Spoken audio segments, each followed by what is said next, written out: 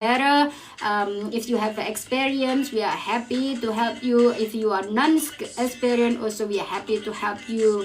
For you, those if you are student from the third country too, or any nationality, if you would like to work and travel to the Europe and also USA and also Australia, New Zealand, we are happy to help you if you are student active from the university.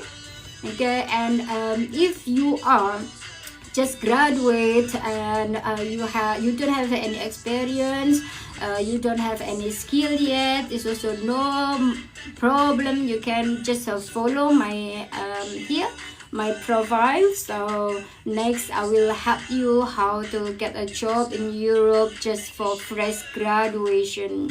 So don't worry, everyone have a possibility to go to the Europe for working. So